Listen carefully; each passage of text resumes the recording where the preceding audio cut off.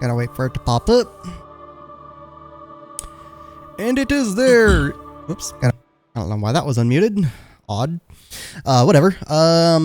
Yeah, so this game is actually really underrated. And Craig said he didn't plan on doing this one, so at least for now, there's no plan of there being a dual stream with him on it. Oh geez, I forgot I had this file. I did once 100% this game, just not on the HD version. I did the 100% back when I had it on GameCube. Let me go and delete the surgery heal, or the 4K HDR one. That's what I did as soon as I got the 4K HDR TV I'm using. Because I wanted to see what it looked like. The surgery heal was back when I had my spinal surgery done. Started that because I wasn't really able to use my keyboard and mouse a whole lot yet. I was still healing too much, so it was just better to hold the controller. So I needed something to do other than playing a computer game with keyboard and mouse, and I kind of just wanted to play this. Yeah, this game is incredibly underrated. Right up there next to Majora's Mask as being underrated. And if I have to move my webcam over somewhere else, I'll do that midstream. But I'm not sure if I'll need to, so let's find out. And I'm just going to name this stream. My input might be a little delayed on this menu thing, just because I do still have frame interpolation enabled on my TV. You won't see that in the stream, obviously. The stream is still running at 1080p 30. Because this game only runs at 30, it doesn't run at 60. So there's a small delay, a small bit of input lag when I do stuff and see it on TV. Whoops.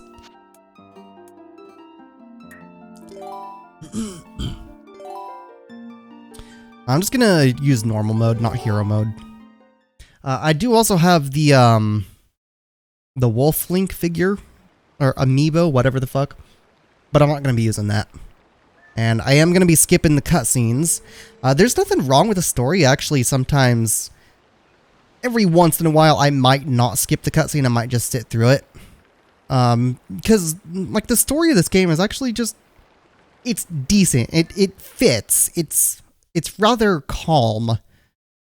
I don't really know how to explain it. It's got a unique feel to it. Let me make sure I can... Okay, I gotta disable interpolation. Never mind. There's too much input delay.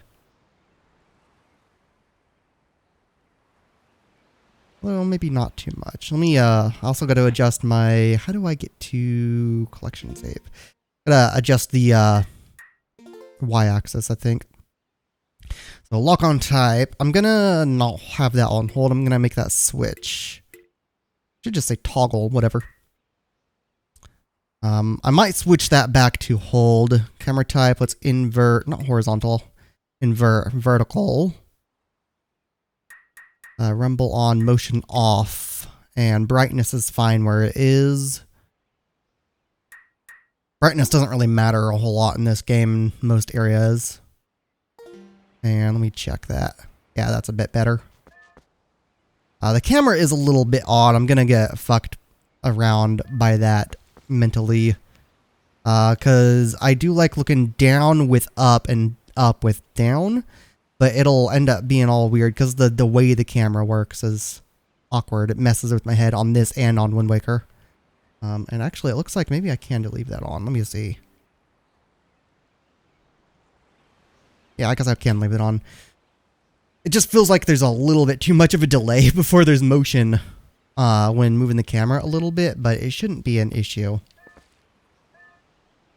Although I am noticing it when I'm running around too. But that 30 frames a second is a little bit more annoying. You don't actually have to break these rocks either. You can just pick them up to get the money. I just wanted to break it.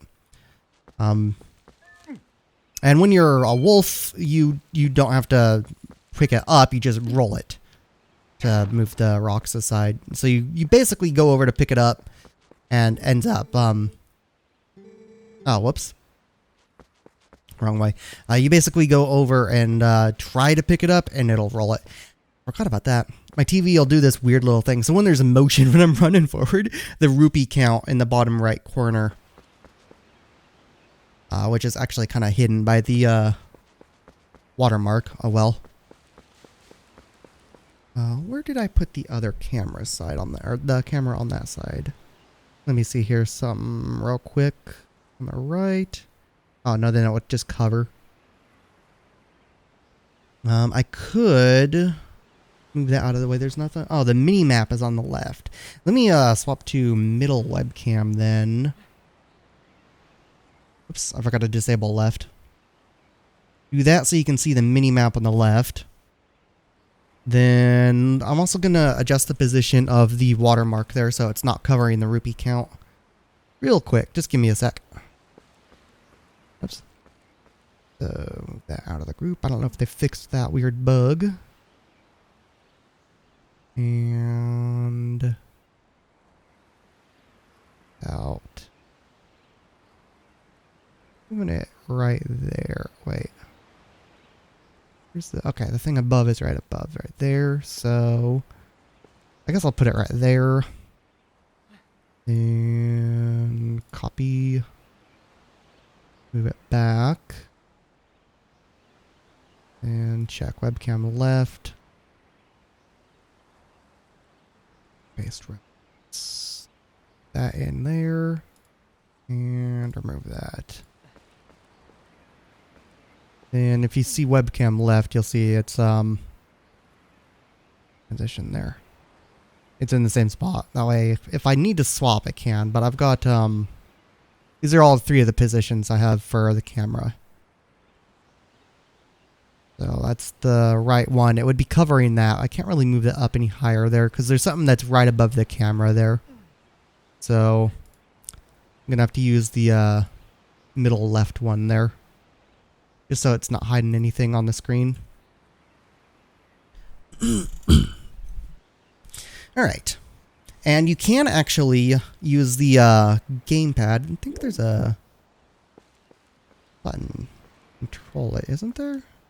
Or maybe there's not. Maybe I'm thinking of oh yeah, I can disable and enable that too. Yeah, maybe I am thinking of this is just because I don't have items yet. I don't know. Possible I'm thinking of Wind Waker. I know either this or Wind Waker HD. One of the two, you can control the gamepad screen with the Pro Controller. The gamepad screen is right in front of my TV, like right below it. So it's not actually covering anything on my TV. It's just in front of it. I don't remember if the gate on the... Yeah, no, the gate's open. Okay. I gotta go over here and get the horse. So let's just go ahead and skip this. If you have not played Twilight Princess HD, or any Twilight Princess version actually, even the motion control version, the Wii version, that's also decent. Because you don't have to actually do the direction for swings. You can just waggle it back and forth and it'll do the same thing as pressing a button. Except in that, the sword spin attack is kind of more restricted. You have to wait for that to charge, then you wiggle the nunchuck to do the spin attack. And this one you can just spam it. Just like other Zelda games with regular controls. You can spam the spin attack.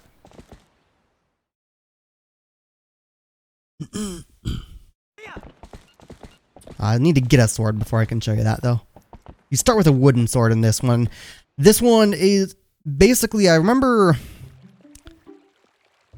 people getting really pissed about Wind Waker originally releasing because before it was Majora's Mask, but that kind of didn't sell a whole lot for some reason. Like people didn't really notice it, probably because of the time feature on it. I don't know. Majora's Mask is just really damn underrated. But so everyone was just waiting for another Ocarina of Time. Then all of a sudden it's like, oh, here's this Wind Waker. After they showed a tech demo of Link fighting Ganon, to say, oh, here's the graphics the GameCube can do and all that type of stuff. So it's like, okay, so you're showing like Ocarina of Time style graphics. But then you released a game that's all cell shaded and stuff. And I actually did like Wind Waker even back when it first released, but everyone else got pissed and hated it and stuff. It's like, what? Why? Ganon even gets stabbed in the fucking face at the end of the game. Turns to stone. No, whatever. I gotta speak to this guy. You do this thing twice. I don't remember if you can skip it. But then this game released and everyone just hated it, even though it was just Nintendo being like, okay, fine, everyone wanted another Ocarina at a time. Let's give them what they want, just give them another Ocarina at a time. And that's basically what this is. That's why you start in a forest. That's why you start with some shitty sword. This is the wooden sword. You don't actually start with a wooden sword in Ocarina at a time, but you start with the Kokiri sword. You then quickly get a metal sword after Kokiri sword, but yeah, that's why there's also the horse. That's why you go and instead of going through time, you go and become a wolf, because then you have that secondary method, the control that you have to do. You have claw shots or claw shot and eventually double claw shot instead of hook shot and long shot. You have the bow. You have the usual stuff, and they just really put things in place where it's like, okay, we're just gonna basically reimagine Ocarina of Time. You start in the forest, you go to the castle, you go to Kokiri village after you return to the forest, actually. It's got pretty much the same type of layout and same pacing in a way. But it's got more emotion to it, and it's got a lot more story to it. There's more cutscenes in this than there was in Ocarina at a Time. And the relationships between people is really emphasized in this one as well. So it's not just, oh, you did all this stuff, finished a dungeon, you get some short conversation. It's like, no, okay. Even between dungeons and stuff, there's things you can do, people to speak to. And down here is, let me show you here. Can't hop down. Damn it. Go around. Down here is actually the area where the brightness of the TV doesn't matter. You'll see when I get the lantern later, this area right here is just forced black. It's not based on the lighting. There's a chest in here with some money. I don't know if I can walk around it. Yeah, you can see right there. It's just forced black. So there's a chest there. You cannot open it until you have the lantern lit in here. This game actually is really underrated. I do highly suggest playing this if you have not played it and you like Zelda games. If you have played Ocarina of Time, I suggest this one. If you liked Ocarina of Time too, this improves on a lot of stuff, and it's so good. And especially this HD version, it looks a lot better than the original. Like, it actually does look really nice, even on my TV. Even though it is only 1080p, it does just damn. Like, you can see the details here. This is just a Wii U game. This isn't Switch or anything more powerful, obviously, because it's a Nintendo game, but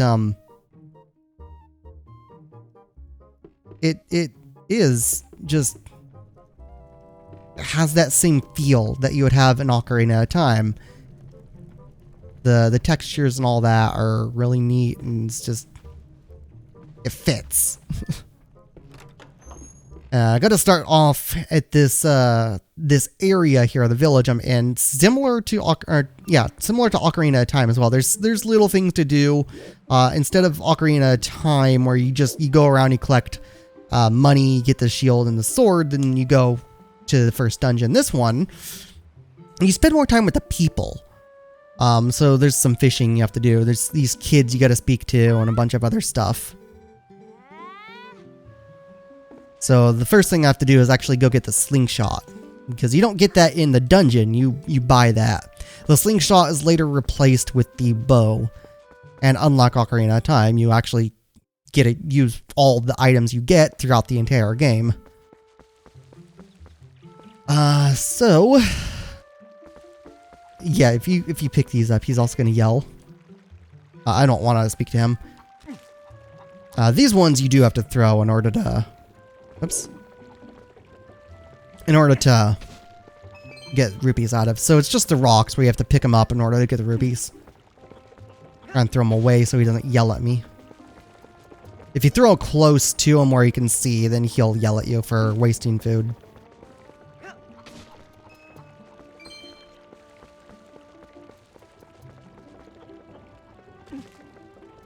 Oh, let's go over to the next one.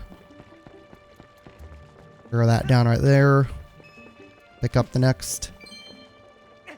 Right now, I'm just collecting money. And I already know what to do. I remember when I first got this game, I think it was a Christmas present, if I remember right. I got a Christmas the year it released on GameCube. And it was pretty much almost everything I got for Christmas was just that one game. $50 game. That's about it. Other than just some other little things. Like stocking stuff. There wasn't much that Christmas year, but this is what I got and I was absolutely satisfied. I immediately went in and started playing the game as soon as the morning stuff was over, before we headed out to relatives' houses and stuff. I just paused the game. At least I think I paused it. I don't remember if I paused the game or if I saved and turned it off. Did one of them. Then when I got home, I just resumed playing it. I didn't finish this village intro area before we left. I didn't have enough time to do that.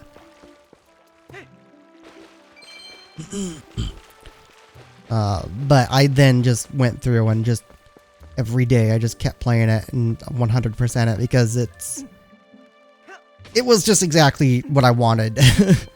I needed a Zelda game at the time, and I'm still glad I have this. I do have it on Wii as well, but I really, obviously, as seen with Skyward Sword, I hate the damn Wii remote and nunchuck. Even though it's easier to deal with this and this, I just don't like dealing with it. So I never play the Wii version. If the Wii version had a regular controller, I probably would not have bought this version. Even though it does have better textures and everything than the Wii version. The Wii version is just the same quality as the GameCube version. Like exactly the same. It's just flipped. So everything is mirrored. So left is right, right is yeah.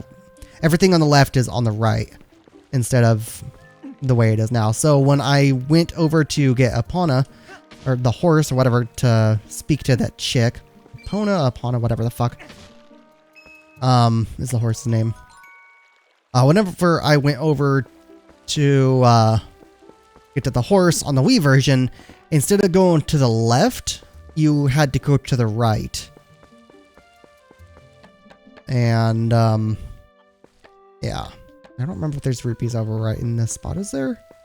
No, there's not. There's just the one up there. You have to bring a chicken up there to get to that, though, which is what I'm about to do.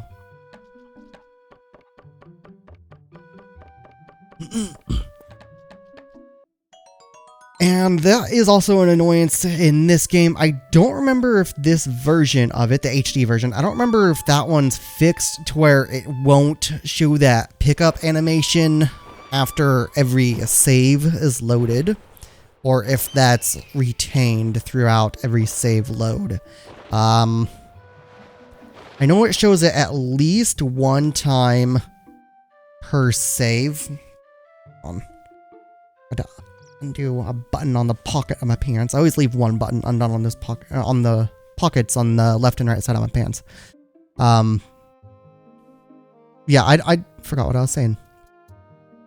Oh, I don't remember if that pickup animation is repeated or not. I know it's done at least one time with a new save game, but I don't remember if it does it every time you load that save.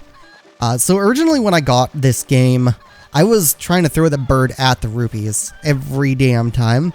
I didn't think about using that chicken for a while, and I was like, okay, this is annoying. What happens if I just fuck with this chicken and pick it up with the bird? Will that even work? And of course it fucking worked.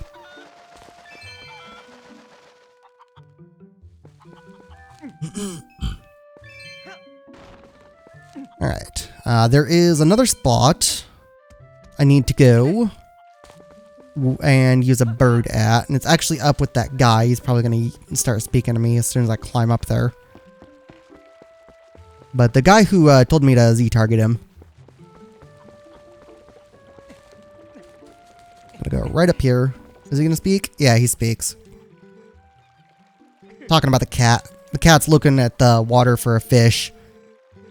You have to actually deal with that fish and the fishing in this game to progress and get the slingshot. But the fishing in this game is a lot easier than in Ocarina of Time. Like, it's not actually a pain in the ass in this one. It's pretty simple. Like, really, really fucking simple. So, start with this one. And knock down the beehive. So the fishing in Ocarina of Time, you have to kind of lure the fish in and bring it to you. I forgot you can skip that little thing. You can lure the fish to, you have to lure the fish to you and kind of excite it and make it want to take the lure. Then you have to hook it and reel it in without it getting away. In this one, it's actually rather simple. All you have to do is throw the line in the water and wait for a fish to grab it. There's no fish you can actually see swimming in the water. You just see the bobber. When it bobber goes down, you just grab it, hook it, and then you just hold and reel it in. It won't get away or anything unless you let it. You have to stop reeling if you want to let it get away. Whoops. It's really easy.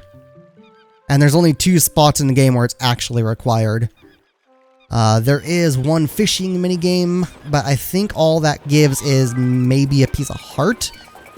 And I can't remember for sure whether or not that's required.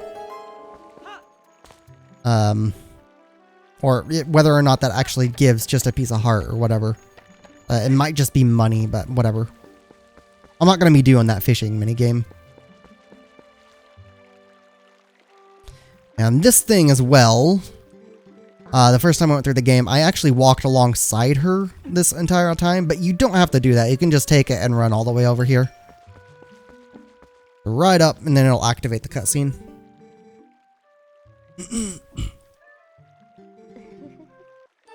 So here's the fishing rod. Now I gotta go deal with the cat, which is gonna steal my fish. And this one, also unlike the fishing minigame in Ocarina of Time, you just equipped as an item, pull it out, and you run around with it. And it also looks a lot better than the fishing rod in Ocarina of Time does. You can see it's got the bobber there. It's got the yellow, red, green, yellow, and red. But you have to pay attention to that when it's in the water, because that's the bobber that determines whether or not you have a fish caught. And you can see now the cat's following me because, like, oh hey, you got a fishing rod, you're gonna catch something, huh? Yeah, I guess you can see some fish there, whatever. You do get a different hook later in the game, which is actually required for a quest, but ultimately not a big deal. I don't remember the controls on this. I think it's the same button it's equipped to.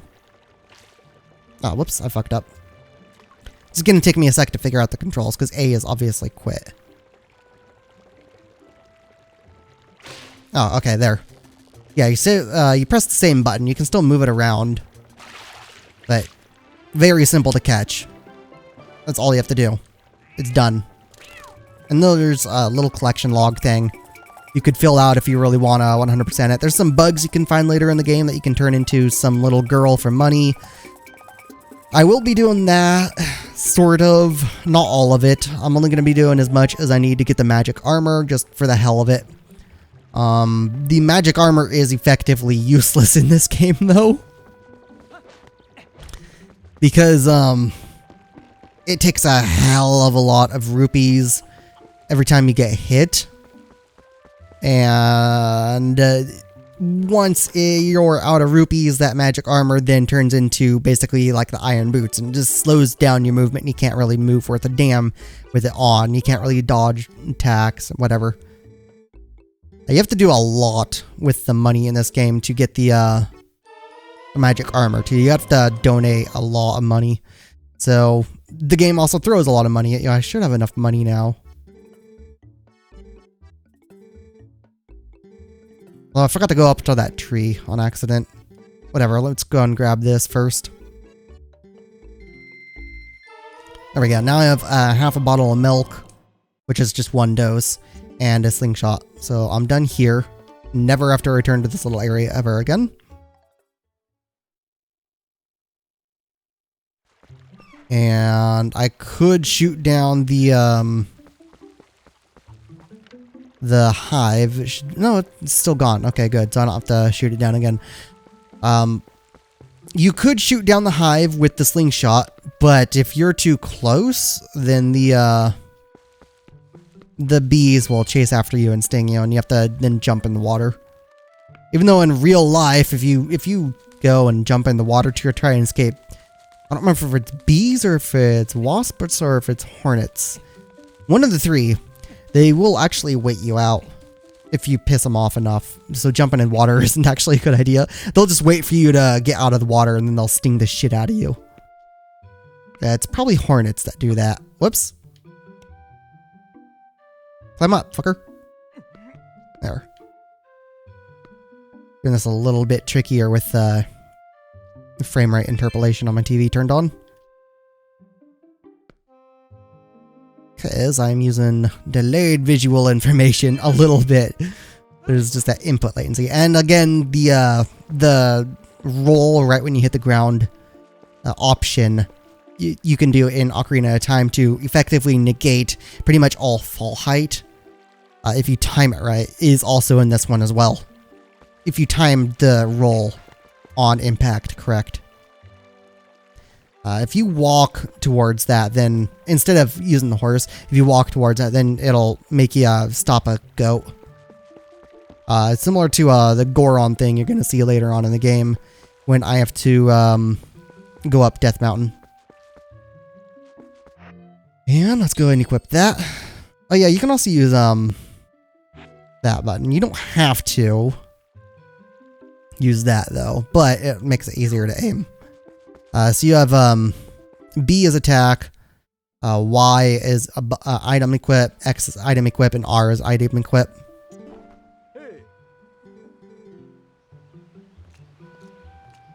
And he gave me the wooden sword now.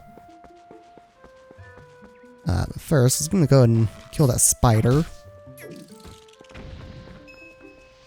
Bit weird how there's suddenly a spider there after he delivers the wooden sword for me. I'm going to speak to these kids first. Then I have to get the wooden sword. This is just a tutorial thing like, oh, shoot the targets. Okay.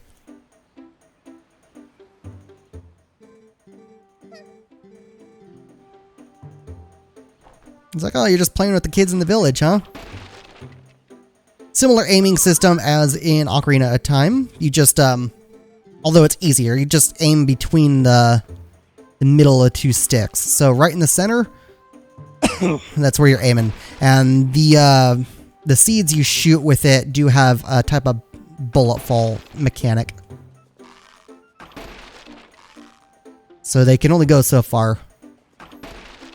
I think arrows also have a similar mechanic, but they go a lot farther. I don't remember if they do. Wait, what? Oh, they want me to shoot those? Oh, right, this is... I gotta select the hold. Let me change that. Wrong button. Because it's already fucking me up because I forgot it was on hold. Or on... It was on switch, I mean toggle.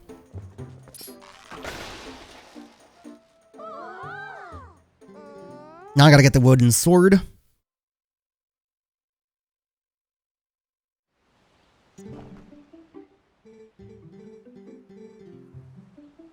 So let's go in there and grab that. The wooden sword is also used for part of the story element of this game, instead of just being some useless throwaway. Whoa. So the Kokiri sword is used in Ocarina of Time rather well, because it's just the kid sword.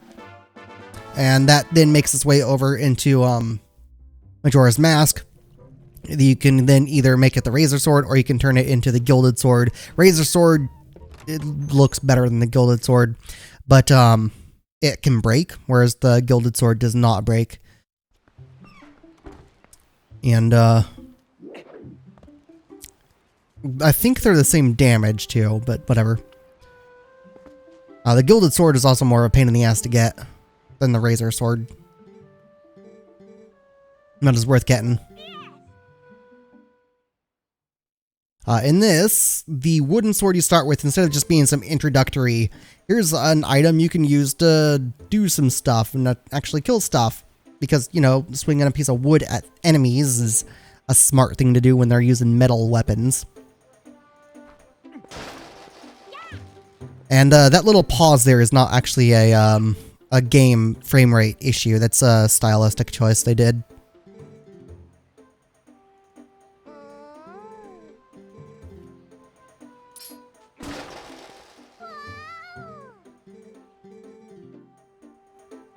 And this part, you could either hold the button. You won't actually swing your sword first in this one.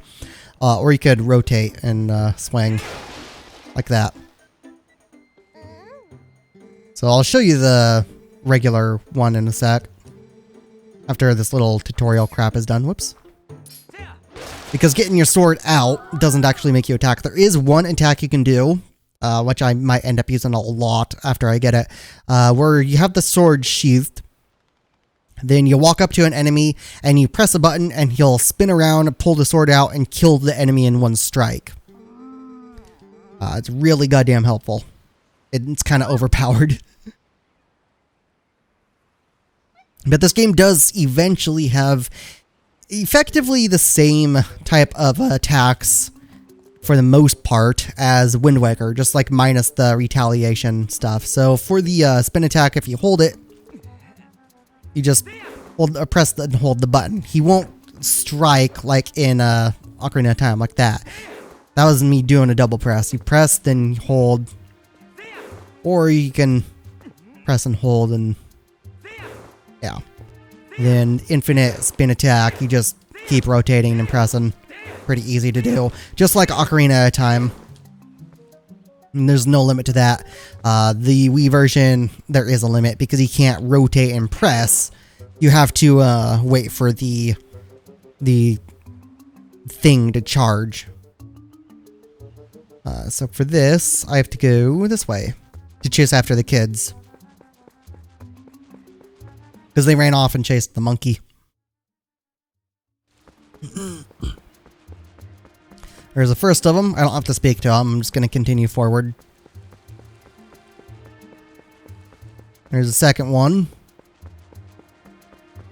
Here's this bridge. This bridge is really green, even on my TV. It's just fucked up. They have a lot of green. That's one of the things I don't like about the graphics in this game. Even on my my gaming monitor has more accurate color on my gaming monitor than my TV does, because my gaming monitor is IPS. There is a lot of green in this game. So some areas where it's supposed to be brown, it's just green. And on my 4K monitor, my shitty piece of shit 4K monitor I was using before I got my 4K TV, even though it's also IPS, it's a cheap piece of crap, so it does not have good color. My gaming monitor does have good color rating, good color accuracy. So I wasn't really able to play this game because of how much green there was when I was using that shitty monitor. So if you have a TV or monitor with very bad color, where greens are just overpronounced, and then this game is going to look really bad to you because there's going to be too much green everywhere. Places where it should be brown will look green, and it'll just be too ugly, just way too ugly. But if you have the correct colors, even though the areas are a little too green sometimes, the game actually does look really nice. I don't remember. Oh yeah, I need the horse, duh. I should have grabbed the horse first. Oh well, I can call it with this. You do eventually get a thing where you can call the horse no matter where you are. You don't actually use an ocarina, you use a little flute thing that's actually part of the story as well. for someone regaining her memory later on. And yeah, you can get on the horse from behind and immediately begin running with a short dash, instead of just climbing on the side. And unlike Ocarina of Time, you can attack on the horse as well, which is used at a later point in the game as well. Whoops. There's also a way to, if I remember right, don't remember how to jump off. There's a way to backflip off of the horse instead of coming to a complete stop. And those are also easier to kill, sort of. They can basically take infinite number of hits if you let them recover. So you have to keep attacking them. Very similar to the ones... I gotta get the lantern first. I forgot about that. Very similar to the ones in Wind Waker.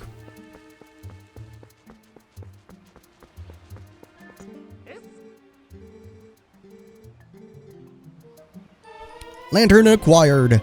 I can put that in place of the other thing. I think he'll also give me a bottle, right?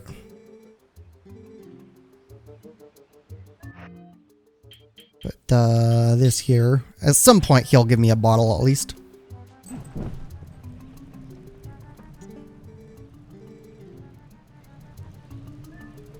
I think. Not sure when. I can't remember. Oh. Okay, so he's just willing to refill it for me right now. I don't remember if there's anything you can do with this. This is some food thing. I don't remember if you can improve it or what. You might be able to improve it with something. I'd have to look that up because I can't remember. You have to be careful not to drink lantern oil, though, because that is an option. In order to refill the lantern with a bottle of lantern oil, you have to pull out the lantern, then use the lantern oil bottle. And it's best, actually, to put the lantern away when you're not actually using it to see. So you light something, you put it away. And don't swing it around too much. If you swing it around too much, it'll lose oil faster. But it's really easy to not run out of oil as long as you are careful and conserve. Yeah, you do have to burn that. I was just testing and see if I could cut it. I don't remember if there's a later point when you can cut the webs in this game. Let me see if I can grab both of those. Yeah, I did. So yeah, you can also burn the webs on here, or you can actually hit them. Hit the jars on them, I mean. If you aim it right, the jump attack, I think can hit all except maybe that one on the left. Can't remember. You stop moving. It's not going to stop, is it? Moving way too much. Try this way. There we go. Yeah, I'm pretty sure I can't hit that one on the left. Don't remember. Yeah, that one's just a little too high. I could shoot it with the slingshot, though, but I don't want to. You can also swing your sword while running. Something you couldn't do in any previous game. And I don't think you could do that. I don't remember if you could. I'm pretty sure you couldn't do that in Skyward Sword either. So I think this was the only game, unless they restored it in Breath of the Wild. This is the only game where you can run and just constantly swing your sword. For whatever reason. Maybe just mow the fucking lawn. If you want, but whatever. It does kind of help if you're in search of rupees or hearts or something and you want to go to a little grassy area and start cutting it all to get resupplied. But that's about the only real use it has. And this area will later kind of get poisoned and fucked up. A little flaw is that it never gets restored back to this version after you finish the dungeon or finish other areas in the game, which kind of a shame. Because once it's full of poison, you have to either use your lantern or you have to go through the place as a wolf. Because like this thing here is one of the spots you have to jump on as the wolf to get through this area. And there is a golden or yellow or whatever, a spirit wolf type thing of Ocarina of Time's version of Link. Because he actually is in this game as well, as that wolf and as the undead knight that you learn moves from.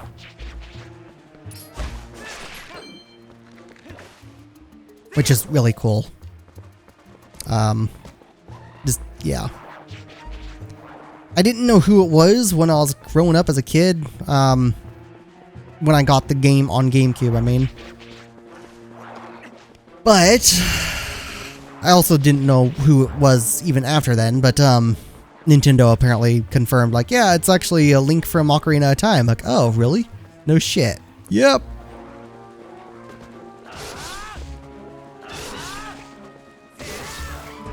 Easy to kill them. And that is locked. I don't remember if you actually need a key for it, or if you have to just open it, because like it won't require a key, even though it looks like it does. But let me go ahead and kill these first, just to be safe. Just in case one of them does have a key I need to get. I hate those bats.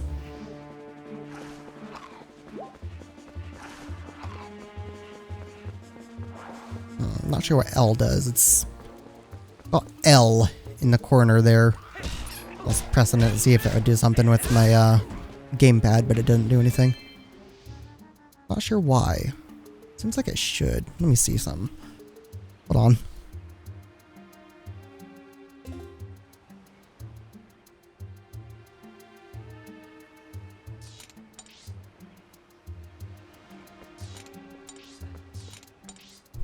Okay, so you can press left or right on the D-pad to swap the mini-map on and off.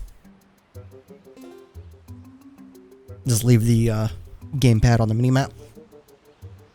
This is a secondary view.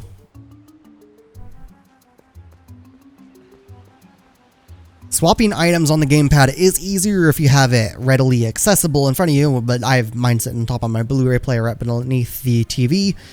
So it's not really readily accessible. To swap items on the gamepad, all I have to do is drag and drop, because the inventory screen is always active if you're on the item screen of the gamepad, instead of having to pause and enter, like here.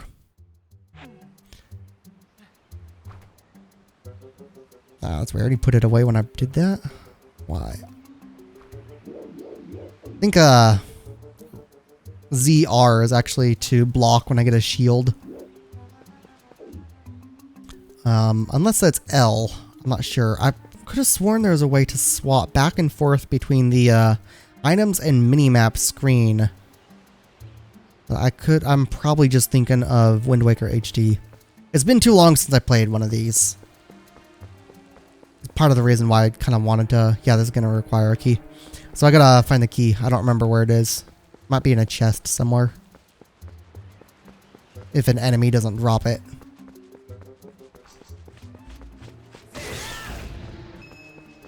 Either way, I have to go that way.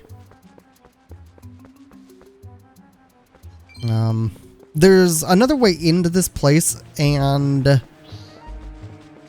I think you actually need bombs to get into this place through that other method. What's up here? I don't remember what's up here. Oh, yeah, going up here leads to another wolf spot. Those little pillars you gotta jump across as Wolf Link.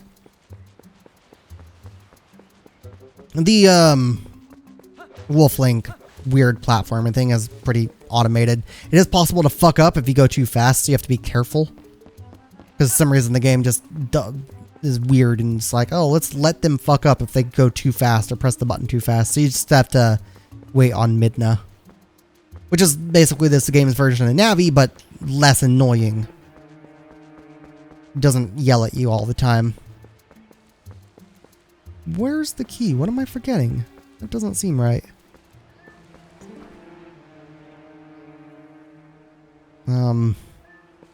There should be... That's odd.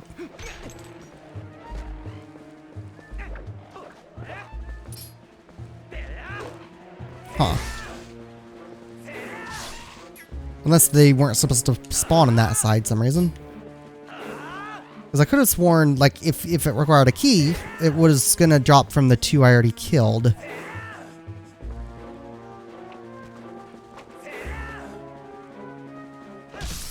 There, got him. Let's find out if it bugged. Oops. Standing too close. No, that dropped a rupee. Some reason... That's odd. I don't know what's going on. Maybe it's because I always killed shit on the way to it instead of ignoring. Oh, so there was just something else I forgot to do? Let me go back to that cave, the dark tunnel cave, because I also thought there was a, oh, there's one more guy right here. I think there was another spot in that cave I could go to as well. With a piece of heart. It's probably where the key is. I probably just missed it because I was too busy talking and doing other shit. That might be it, because I do kind of remember... Oh, never mind. There's this cave. It wasn't in the one I was at. Oh, stupid bat. Gotta kill the bat up there as well. Yeah, if you light those lanterns, there'll be a chest that spawns up where that bat was at.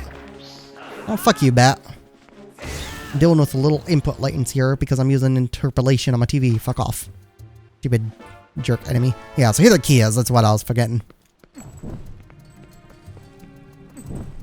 And I'm gonna grab the piece of heart. After I put away this lantern. There are some people who actually like the Wii and GameCube versions of this game a little bit better because when they made this game, they removed a lot of the glow, like a bloom effect basically, on areas that are just lit up in Twilight. Because in Twilight, like when you're Wolf Link and stuff, and when places are actually just corrupted by Twilight, when you're in those areas, the glow, like the stuff just looks a little bit different. So the glow was more suiting to the area than having no glow at all. And there's some people who prefer those versions because that glow just isn't there anymore. It's just eliminated on this one, which I also have to agree is kind of a downside of this version. But overall, the upsides, the visual increase, the resolution increase, because it's running at 1080p. Like actually native 1080p resolution on this game. Which is really nice, especially considering it's a Wii U game. When fucking other consoles weren't really able to reach 1080p even for some stupid reason, because developers and shit were just being stupid. Whatever. Even though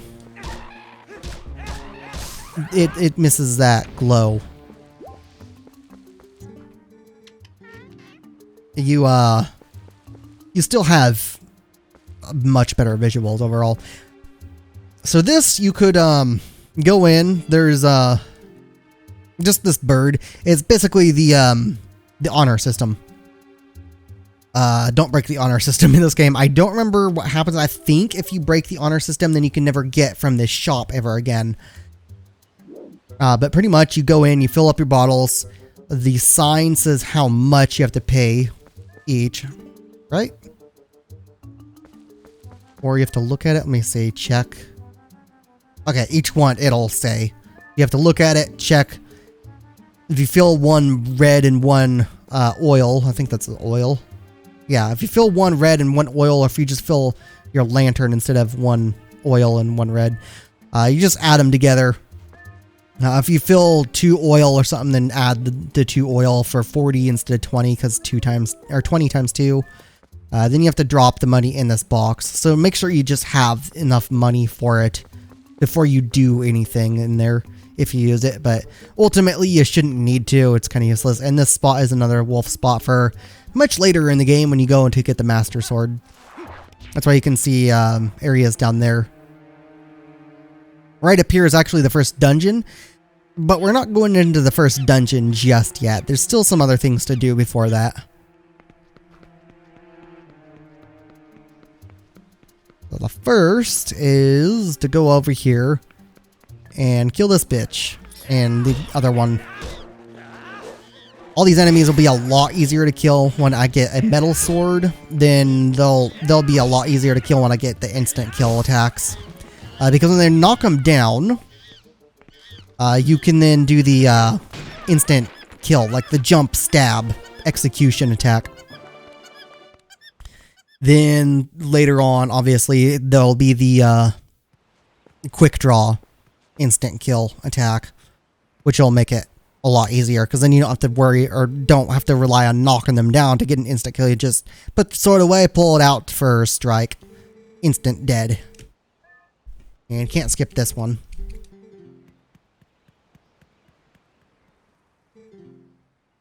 But the story of this game is actually relatively good. He's just started as some regular villager who's going around spending time with the kids and doing the usual villager stuff, kind of. Going in and helping out on the ranch, whatever, the goat ranch thingy with herding. Helping the people do things.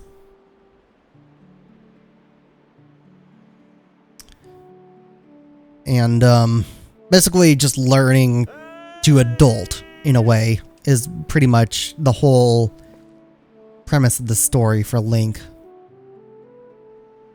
There's connections to characters in the game. It's not Link and Zelda that there's a connection to in this one, like in Skyward Sword. Instead, there's a connection to Link and the chick who had the horse when I had to go and get the horse.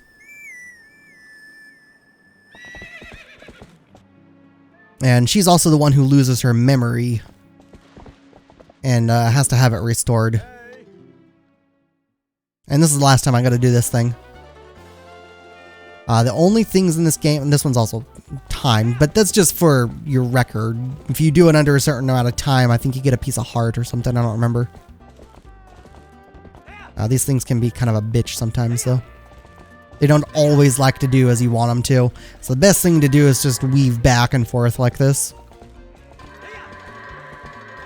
And only whoop if they're actually facing general direction, or if you're like in the correct way. They have to be facing towards it, otherwise they'll run away like this jackass. Although I think there's one that's just always scripted to always just run away like that. I don't remember. I think there's one that's just like, oh yeah, you're gonna be a prick every time.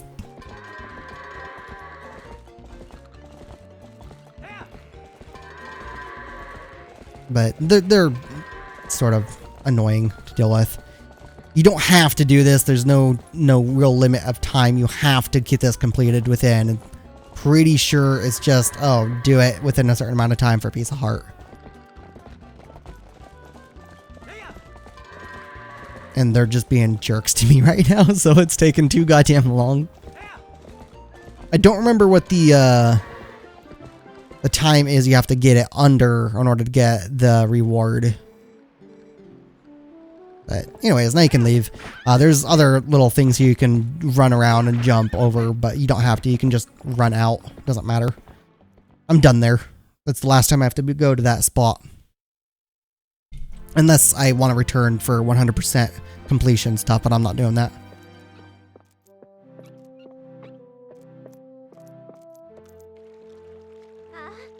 I also don't remember if this version of the game will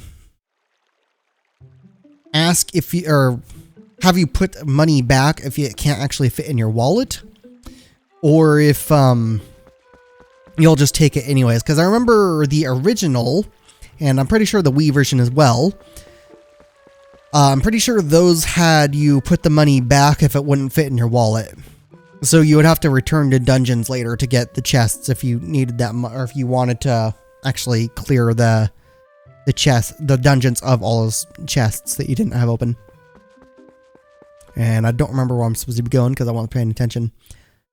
So...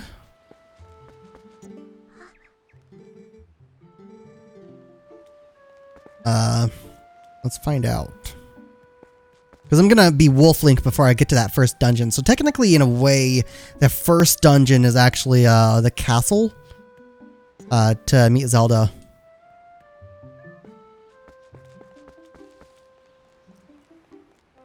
Oh, I guess I'm supposed to go this way. I think that's when I give him the wooden sword. Yeah. If you say sorry, then they just repeatedly ask until you say yeah. You have to give it to him. There's no option not to, really. Because it's part of the story. Later on, you'll find the sword as a wolf, and you have to follow the scent.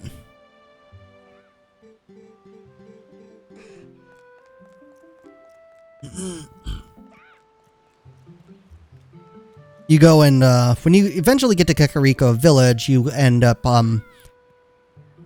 meeting back up with all of them and finding, oh, they're safe, good. And there's just a bunch of stuff that's just kind of connected together from this little intro. It handles it a lot better than Ocarina of Time does. Ocarina of Time, when you go to the forest, other than Saria, you're pretty much not connected to any of them ever again. There's no story relevance or anything. And right here, the gate is closed. That's why I was thinking it was going to be closed earlier. So I have to go back over this way because there is another path in.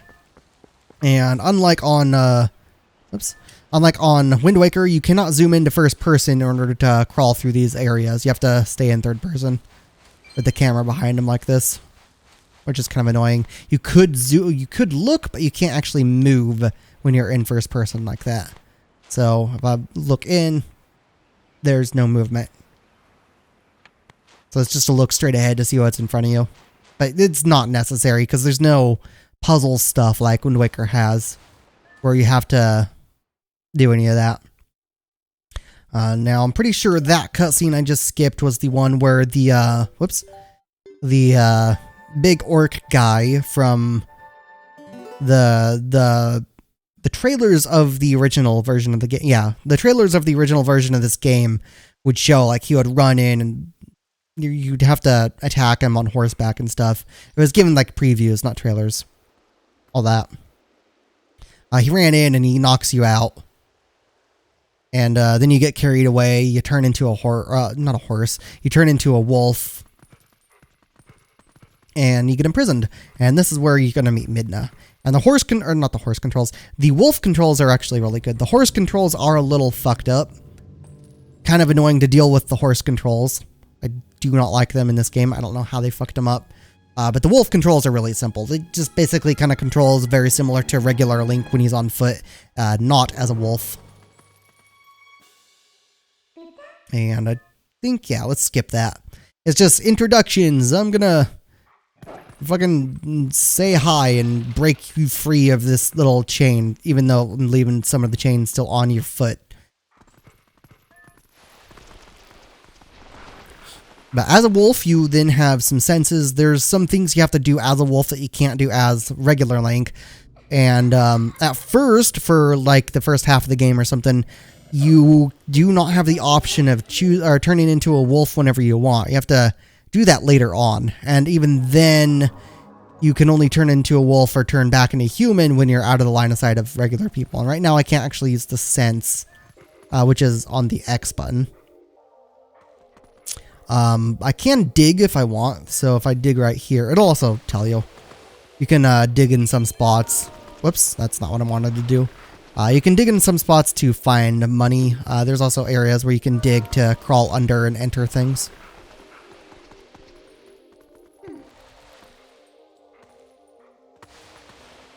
I guess there's nothing in that one. Alright.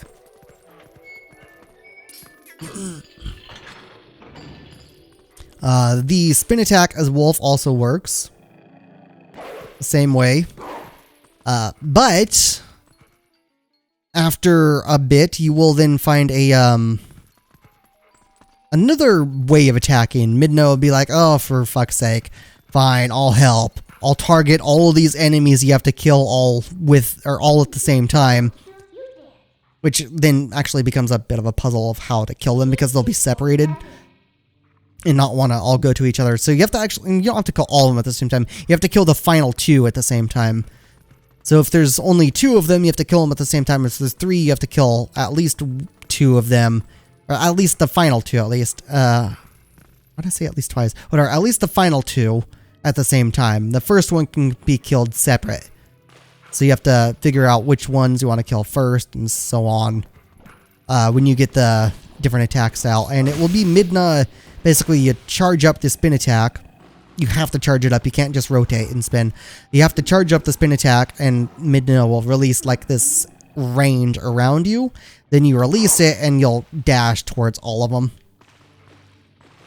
And as long as all of those enemies die after that final dash is done, then it'll be counted as being all killed at the same time.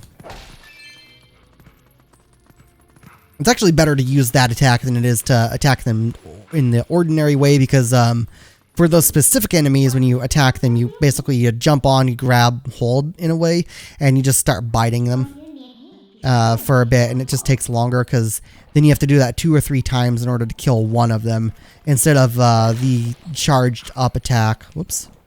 That Midna lets you do. I'm trying to get down. I want to kill this thing. That's not what I wanted to target. There we go. Yeah. The charged up attack kills all those enemies, I think, in 1 hit. If it's not 1, it's 2, and it's just faster because you can hit all of them in a row as long as they're in range, instead of attacking 1 at a time and going really slow. But you'll see that before too long. I don't know if it'll be on this stream or if it'll be on the next stream though. This stream is mostly just the intro stuff of the game, because this game is actually decently decently long. The water temple in this game sucks ass. It's gonna probably take a full stream just on its own. There's some other temples as well. I think the Sky Temple is also a bit of a pain in the ass. And I don't remember. I think it's just the water temple and the Sky Temple. I always fuck up the water temple in this one. Everyone always hates the water temple in Ocarina of Time. But I actually find the water temple in this one to be worse than the one in Ocarina of Time because of how much more of a pain in the ass it is. Because instead of just dealing with the water levels, opening and closing off paths you can go in Ocarina of Time, in this one, it's not the water temples you have to, or it's not the water level you have to worry about. It's the water flow. You have to go in and redirect the flow and move around some set of stairs to redirect the flow to other locations, and it's just fucking annoying. Draw them in, then climb up, and okay. There we go. Now they're dead. Then jump over and grab this. Then I'll go back to that little spirit thing I saw. Because, if you look at it, you can now use the sensibility. That's what the cutscene was showing. It was like, oh, these people are just freaking out. And you'll find people like this throughout the game. They're basically stuck in Twilight, kind of like as a soul. They can't do anything. They can see things around them, but they can't see you. They can see the black enemies that are going around that you're killing. But from their point of view, it's just like, oh, they just dropped dead. That's weird. And you'll know that. It'll be confirmed later on. Like, oh, that's why they just can't see you. When you go back to the oil guy's hut, the guy who gave me the lantern. Let me look around over. Don't remember what's over here. I think over here is how I can actually drain the water. I don't want the water drained right now, as far as I remember. I don't remember what this does. Oh, it opens that. Okay. There we go. Those are dead. And I think there's a dig spot in here. There's probably just money. Yeah, there's a dig spot. And yeah, just 1 rupee. But as for that glow I mentioned earlier, you can sort of see there's some of it still in the game. If you look at the reflective or refractive rather areas on Link, the white of the fur, and on Midna, her hair, which is actually kind of a hand thing, which is weird. It's actually her hair. It's the thing that turns into the hand. There, that. The glow on that used to be much more pronounced, and now it's just reduced to less than half of what it originally was. And there's other things in the game that also had the same thing happening. So if you look at a direct comparison in images or in video, if you look it up, you'll then see that there is a massive reduction in that glow. And it's that glow that a lot of people like the original for, because it's so suiting. Maybe I did have to go over. Oh yeah, that's right. Okay. I do have to lower the water on the side. I couldn't remember if I swam across those spikes or not. So I have to drain this so I can go somewhere else here.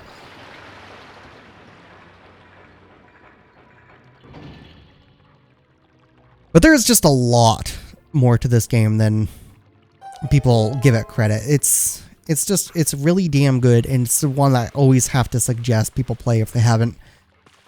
It's also one of the reasons why I wanted Craig to play through this game after Ocarina of Time and Majora's Mask, is because I know, like, he was liking Ocarina of Time. Since he liked Ocarina of Time, I'm certain he would like this as well, and he'd probably like this game even more than Ocarina of Time, just because the controls and visuals and all of it is a lot better. There's just a lot of improvements on this over Ocarina of Time. I still think Majora's Mask is better, but that's just because there's so much crammed into Majora's Mask, despite being overall a smaller game than this one. And I think it's actually a slightly smaller than Ocarina of Time, but it's like they compressed the world, they didn't compress the content. The world is smaller, it's got less going for it. Gotta do that again. You can't actually jump across here. You'll notice that in a sec. The world of Majora's Mask is compressed, but there's more content in it within that compressed area. So it kind of makes it feel like a more complete, fuller game. This game has a lot to do in it, but it's still more along the lines of Ocarina of Time than it is along the lines of Majora's Mask. It's still good, it's just whatever. It's better than Ocarina of Time though, at the very least. It is improved enough. You can walk on that rope, it's just kind of a pain in the ass to get across it, and there's no real need. This goes over to the skulls down there. You can, well, if the camera, I don't have no control of the camera right here. There's that enemy down there as well. Just goes to the skulls. You don't have to kill them. It doesn't do anything. This part, whoops. This one you do have to cross though. There we go. You don't have to balance or anything. There's no worry about that. You just walk right across it like it's no big deal. Oh, whoops. I forgot. I can't just run and jump across there. I have to use Midna. And that's what L does. L does not adjust the map. So I guess that was a thing on Wind Waker HD, where I was swapping back and forth between items and minimap on the gamepad. Unless it does end up becoming the R button. But I'm pretty sure R button is going to be for the shield. I don't know. I never really use the shield in this game. It's not really necessary. You can avoid enemy attacks and just kill them pretty damn easily. Oh wait, I have to step onto this. I am actually in the castle right now, too. Hyrule Castle, I mean. So, on my way to Zelda.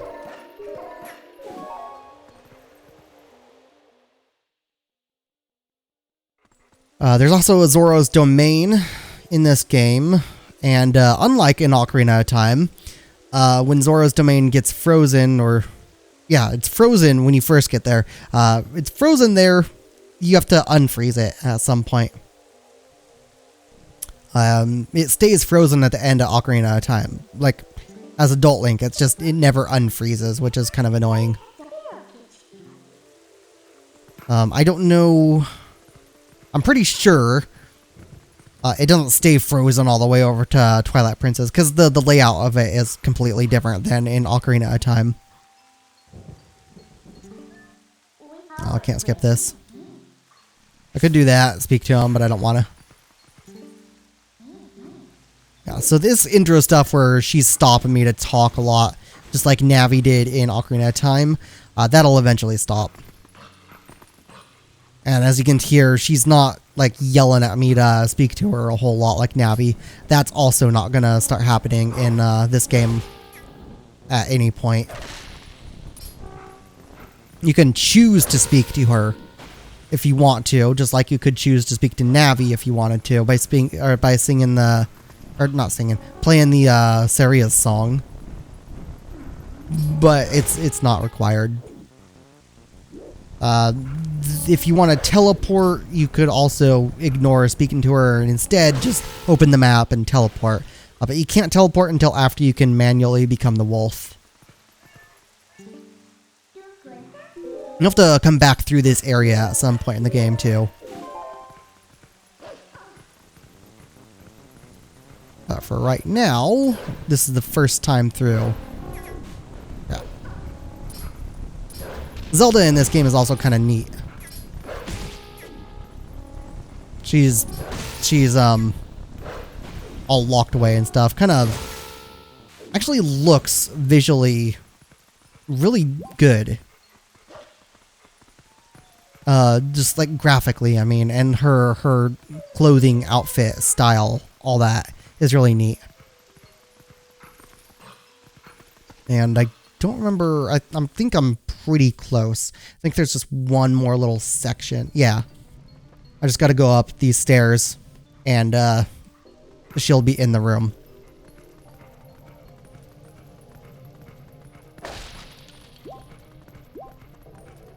Push open the door, and I could enter. She is just right there in the cloak.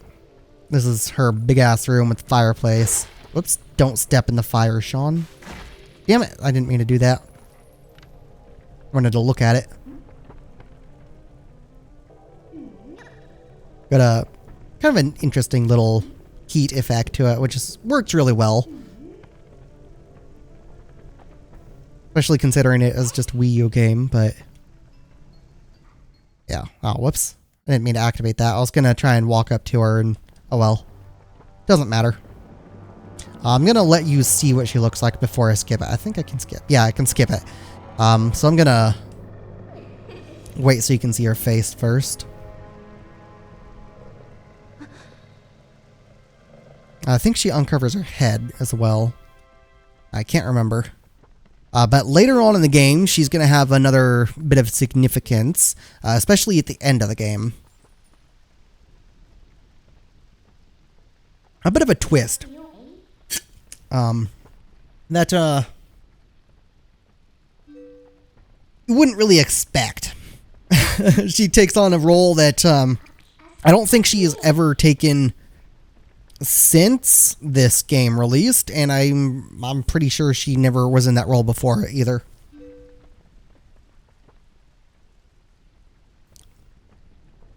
And I would explain what it is, but I don't really want to spoil it. I want to just wait until you see it for yourself, just in case you are someone who hasn't played through the game. Even though it's still one I suggest you play. Like, I really suggest you play it. Maybe she doesn't uncover her head. I can't remember. But yeah, her and Midna know each other. They're both princesses. So Zelda is Princess of Hyrule. Midna is the Princess of Twilight. Or the Queen of Twilight or something. I don't remember. Or Twilly, or I don't remember. The Shadow Realm or whatever. Maybe she doesn't uncover her head. Let me just go through this one cutscene. Oh, maybe this is where you see it. Never mind. Yeah, this is where you see her. Her physical design in this, it just looks really damn good. You'll see here in a sec. You did see it already, but whatever. Like just the outfit and everything, the design, the detail to the outfit. Even the guards here just look really good. Just the visuals of this game, the artistic choices of the visuals, I mean, specifically, all of it is really damn good. And it actually feels like it's a natural progression of a Zelda game. It's just one of the other reasons why this game is so damn underrated is because it does look at Ocarina of Time. It says, okay, you really like this. Let's, go this, but like make it even more more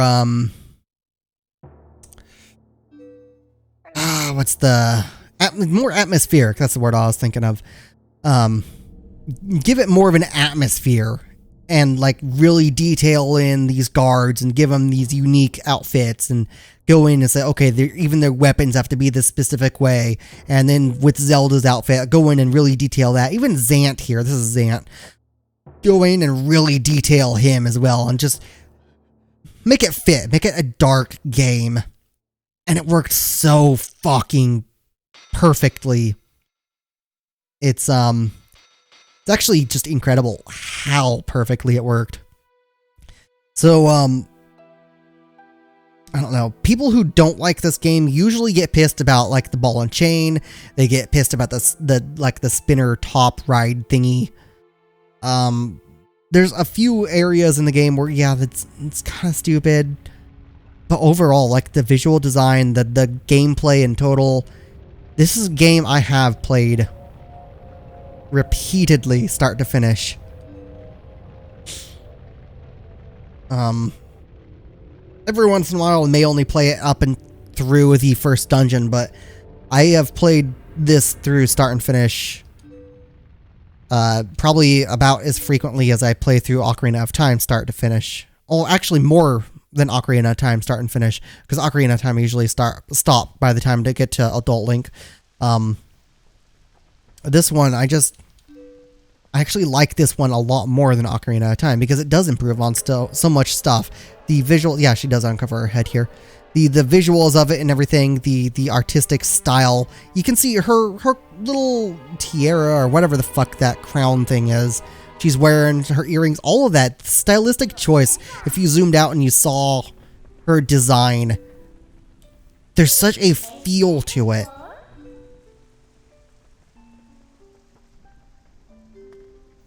And all of that is just, it's one of the things that make this game so damn underrated because it didn't really sell a whole lot of copies. It wasn't really a very popular Zelda game.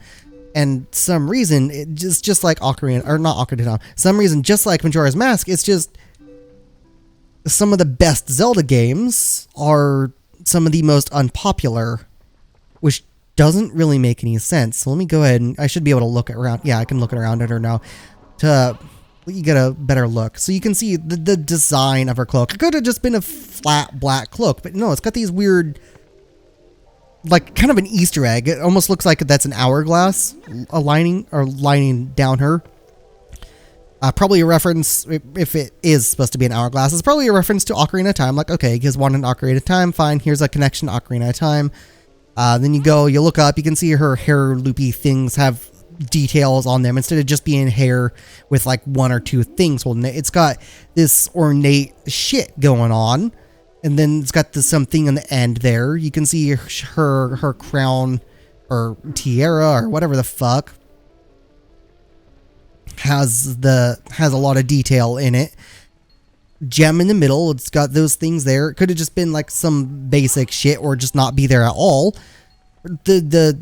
The shape and style of her face, the way she looks, she doesn't look like some girly chick either. She's like actually in this position of power. She's basically queen in this game, and she dropped her sword and just gave up as soon as her castle was invaded, and she saw all the guards around her just immediately get annihilated. She's like in this really strong position. She's actually a strong character in this game and doing the best she can.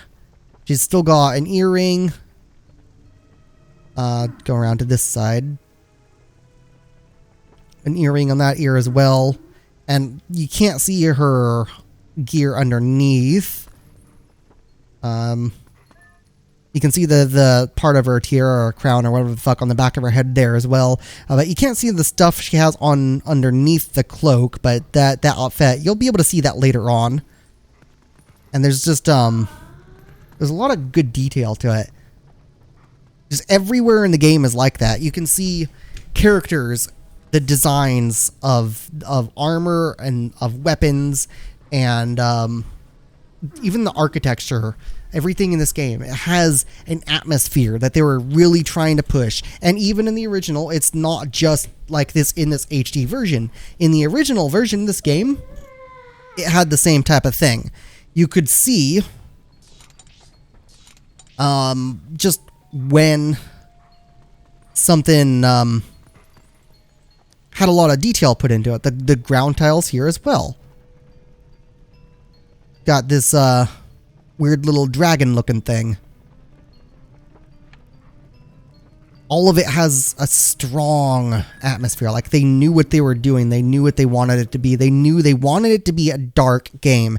They wanted it to be like Ocarina of Time, but for the audience who played Ocarina of Time as having grown up a bit. So if you were a kid who played Ocarina of Time, the time it took them to get to this game, it's like, okay, the people who played Ocarina of Time, they're older now. Let's give them Ocarina of Time for a more mature audience. Give them something where it's like, yeah, they're actually now either an adult or becoming an adult now, and they want to play something a little bit better. They want to play something that has that same feel to it, but just more atmospheric. Just better overall. And even the cutscenes, if you don't actually skip them like I've been skipping them, they also kind of show that same thing. There's just a lot to this game.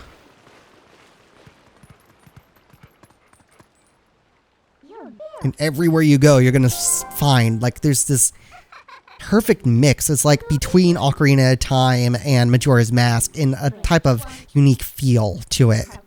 It's a lot like both of them combined, not quite as atmospheric or as dark as Majora's Mask, but also still dark in its unique own way. And,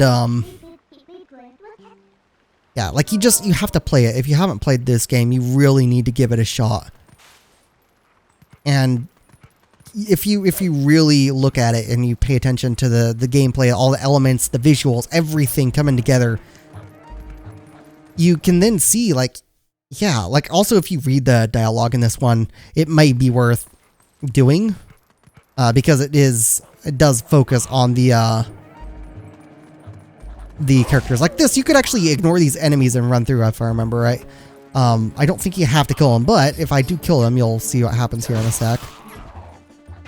If I do kill these enemies, I'm gonna engage in some dialogue.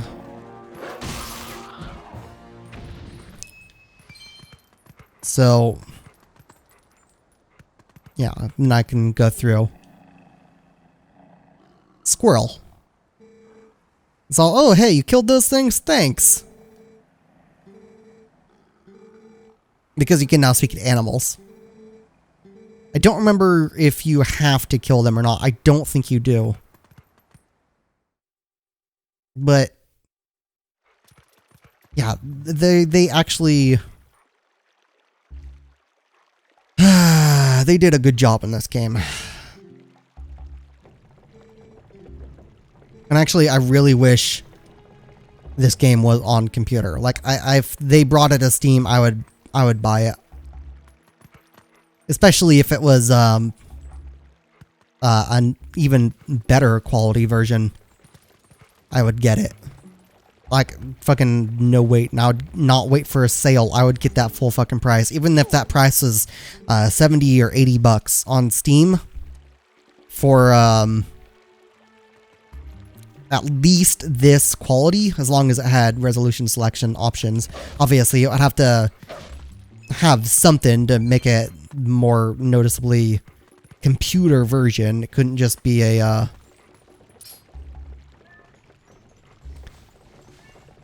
kind of cash grab. Because I do have it on console, so if it didn't have anything extra on computer, then I obviously wouldn't get it. It would have to have that little bit of extra stuff, but I would still get it if it did have that little extra stuff. Because it is worth it. This is a good game. And this guy, whoops, I stepped too close to the flame. Or that was scripted, I don't remember.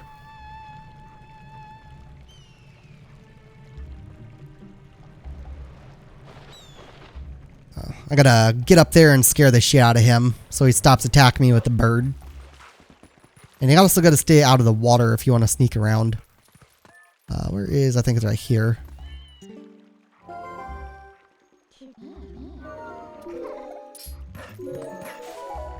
Alright, now I'm up top. I can run around. Whoops. And scare the shit out of him. There we go. Then you can also howl at these for a little thing later on. I don't think it'll do anything for me right now. There's a mini game you can play for, I think it's a piece of heart later on.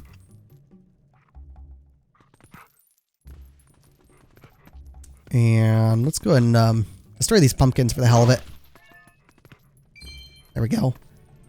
Now, where is the... I don't know why I keep pressing left to rotate right. That's stupid. It's not inverted. I never use inverted x-axis. I only use inverted y. Looking odd. I don't know why my brain's screwing that up. Gotta jump up there. Don't jump down after you get up there. Get in the shield right now. The first shield, at least. Just this wooden one.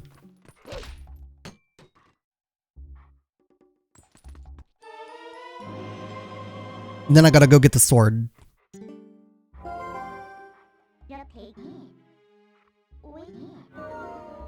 I think, if I remember right, the shield, the wooden shield can't, so the Ordon one, yeah, it can get burned up. So you gotta be careful not to use a wooden shield. Get the metal shield, the Hylian shield, as soon as you can.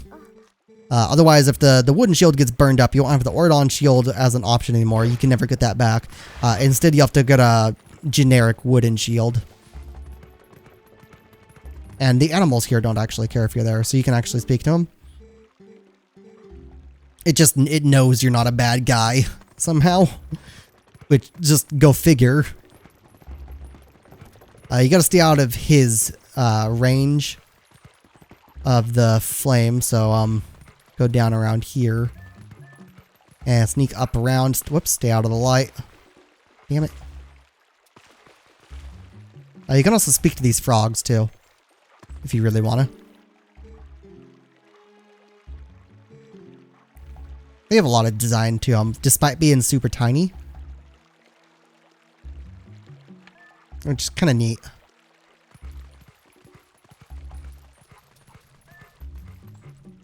And gotta dig in through here, because this is the building with the sword in it. I gotta get... After I get both the sword and the shield, I then have to go around, if I remember, I have to collect some stuff before I'm made back human form. So now I get the sword. And that sword's gonna come up as a thing the guy with a sword outside and the torch mentions later on when you return. Or when he actually meets back up with you and talks. Because he's currently injured, because he was like the only warrior this little village area had, and he got hurt. And he ends up later joining the resistance against the monsters, and ends up being all masked and stuff. Like, you know who it is just by the outfit, but his face stays covered for a while. So you can see he's limping along because he's got his leg fucked up.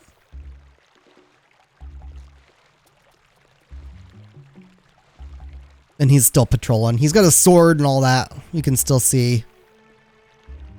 But he was just injured by the monsters, and he's now trying to protect the place because he is the only defense they have. Because you saw it when the other guys noticed Link as the wolf. They ran inside and hid. Even though for some reason they weren't in there anymore when I actually got in, but whatever. That's just weird. They must have ran out and ran away when they heard me jump in through the top.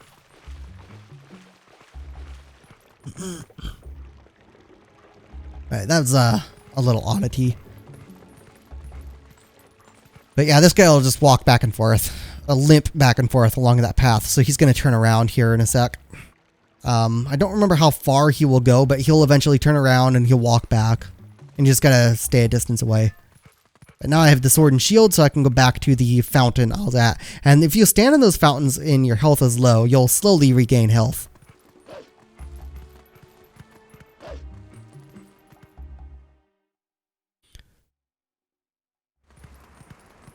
Ignore them. Don't need to kill them. They just always respawn. I think the enemies in this area will also stop respawning after you go and clear this area out with the thing that's wanting me to do here. So let's go ahead and skip this. I gotta kill these enemies. There's only gonna be one that spawns. These are the ones I told you that I have to kill all at the same time. This first one is just introduction, like, oh, here's a new enemy type you're gonna have to deal with. And here's the slow method of attacking. Jump, attack them, and you have to keep biting them. Okay, so you have to do that twice to kill them. So it's basically just teaching you, like, okay, here's this stuff. And then that stays there because that's later going to be a teleport location. And let's go ahead and skip that as well. I suggest not skipping the cutscenes if you haven't actually seen them through your first time on this game. I'm skipping them because I have seen them all and just don't really want to sit through a shitload of cutscenes on a stream or on a YouTube video. And this area here, let me go ahead and save real quick. I haven't done that yet. It has save points eventually. Or occasionally, I mean, not eventually. It occasionally has some save points. But you can save whenever you want as well. Just like Ocarina of Time. Go ahead and skip that. There's going to be a dialogue like, are you sure you want to enter? You can say no, then turn around and walk the other way if there's something you're forgetting to do. But by the time you get to this, there's really nothing else you can do, so you just enter it anyways. And she'll enter, and then she'll drag you in with it. Or in with her, not with it, whatever.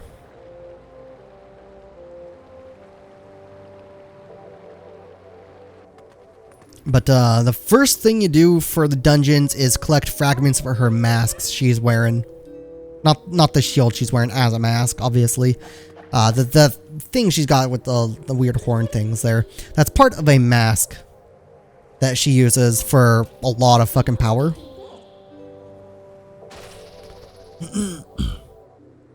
And then something happens and whatever. You'll see.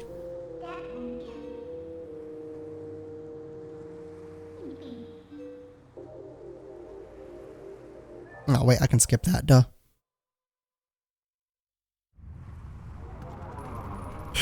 Okay. Run on through this place. Zoom that camera out a little bit. I think this is one where it's going to spawn 2 of them. If I remember right. And I can't skip that.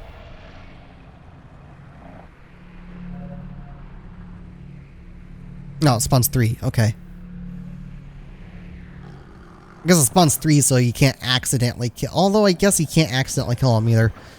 If you try and kill the last 2 at the same time with anything other than the attack that I'm about to get, then it just the one that's hit second in that same attack just won't die. It'll just become invincible, immune to all damage. And she ran off to try and let you do it on your own, but whatever. Spin attack, then the last one revives them. Gotta do that one more time before Midna kicks or steps in and is like, what are you doing? Kill them all at the same time, dumbass.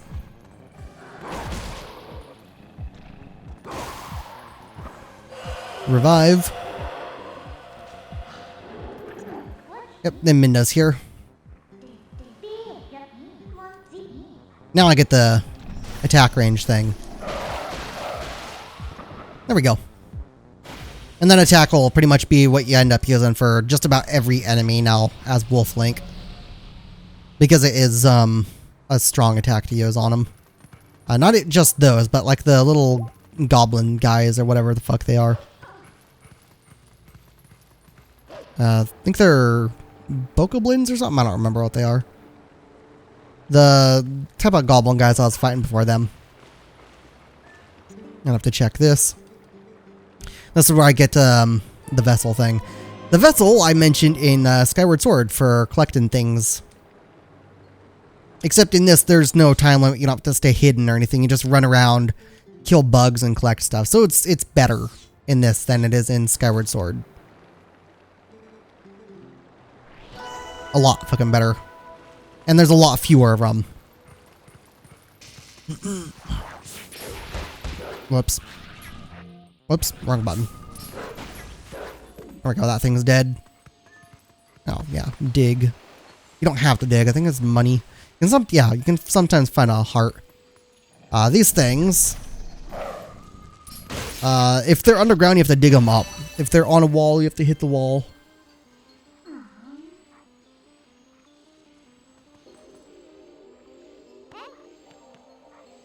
Not sure who that is. I'm on here randomly, almost midnight. Oh well. Just ignore those. Yeah, so there's one over there that just went in. I gotta go this way first. There's some to get here, and I can't actually go the other way until I do deal with the ones here. This is where that guy confirms, like, oh, you can't see what's going on, but they just drop dead, so he's all freaking out in here.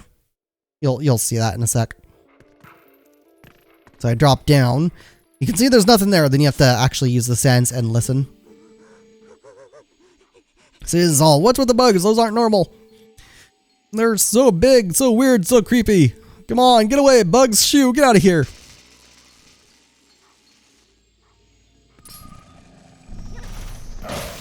Oops. I hit the wall, so it stopped me during the attack. You have to be careful about that when you kill the things that can revive as well. What? They just died? Oh boy, I have no idea what's going on around here. Yeah, so they can't see you or Midna. They can see the bugs. It's just confirmed. Just like you can't see him without the sense ability.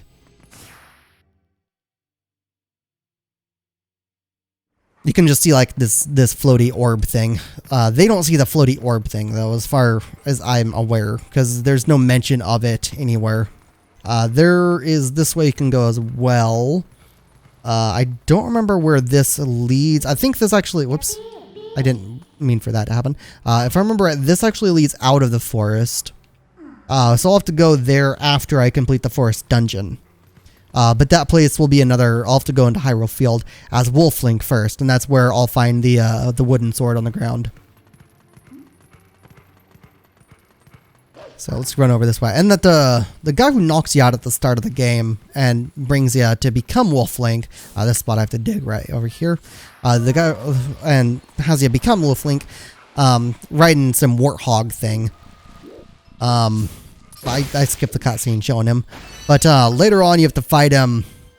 You actually repeatedly fight him throughout the game, but later on, after fighting him enough times, he's like, okay, fine, no more fighting you.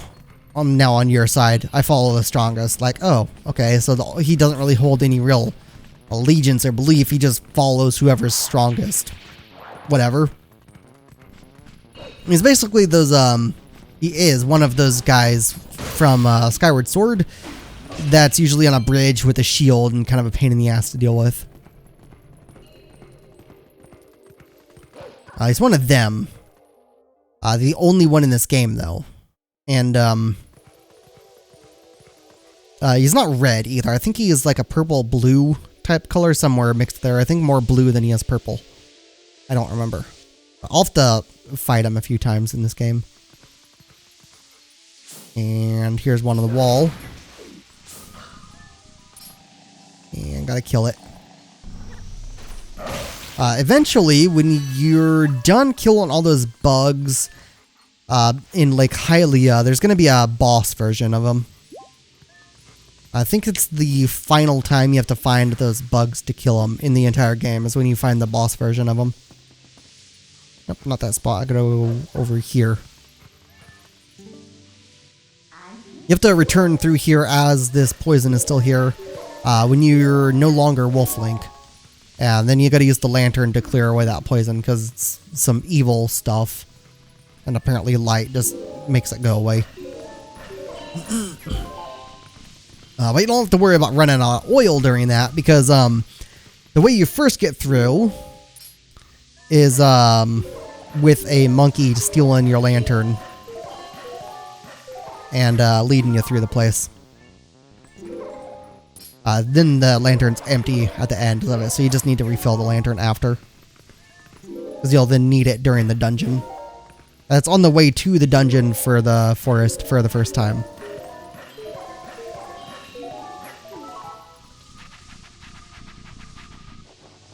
Now I'm gonna dig up these. Alright, got both of them dug up. Now I gotta kill them. They can sometimes be a bit of pain in the ass to get to, so. Damn it. I probably charged the attack, but I didn't want to. I forgot about the one up there, too. Whoops. Let me return. Just because I forgot. Run around. Because I'm not looking at the minimap. The minimap shows a white dot wherever there's one of those things to collect.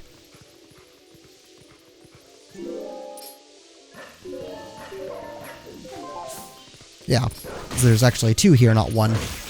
There we go. And if those are covered in electricity stuff, don't attack them, otherwise that does damage to you.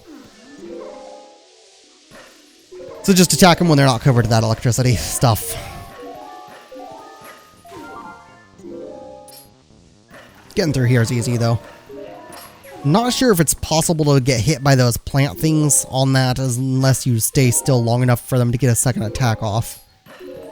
As long as you just wait for Midna to stop and move to the next one or whatever before jumping, then it's not really an issue. You can then just continue forward and never get hit. Now I gotta kill these guys again. And this will also be a teleport location. The bridge there, let's kill this one first. They're too far apart. They won't go too close together. That one would not have gone way over here, and those would not go way over here. You can see it stops. This is an attack range.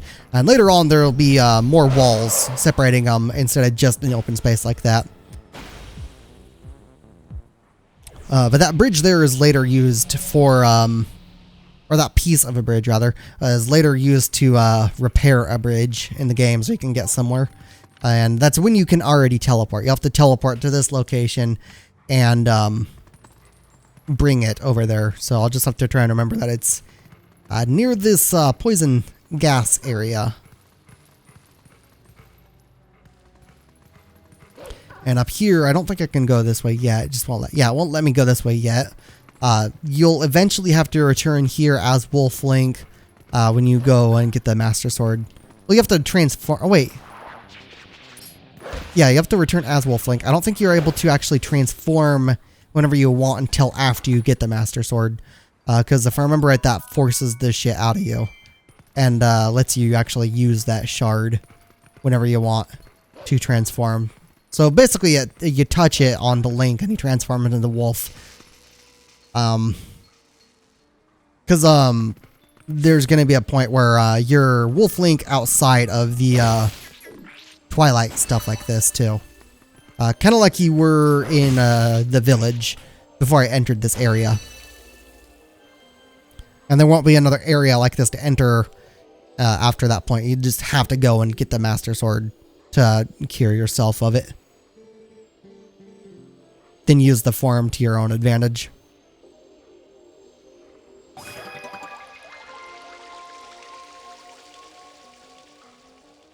And now I'm being transported back to them to be restored to normal. Go ahead and skip that. There we go. And I can't skip that, so let's just skip through the dialogue. There. And I do not have the horse anymore. Not yet, at least. The horse is with enemies. They're just being kind of ridden by them and stuff. I'll eventually have to get it back. And that's locked closed, so I have to go over here and speak to this guy in order to get the key. I think this is also when he gives me the bottle oil. Whoops. Which I will need. Because I gotta get through the poison area.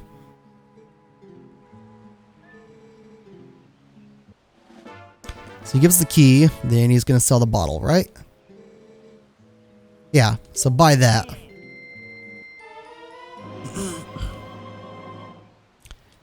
It's needed, that way you don't have to return out of there and waste a bunch of time coming back. And you don't have to light these either. It doesn't do anything if you light them.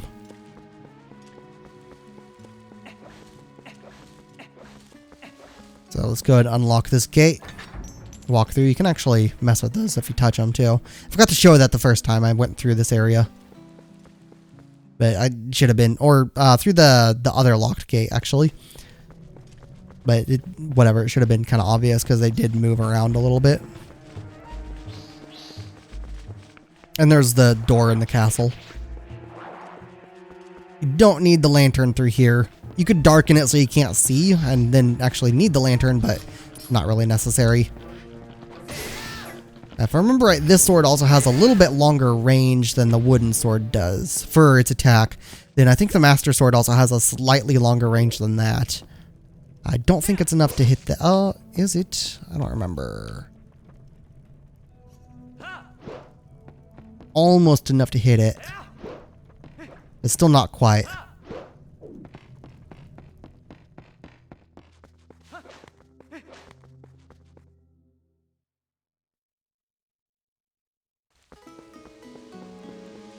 And just for this stream, I'm actually going to cut this stream a little short. So when I get to the dungeon, I'm going to end it.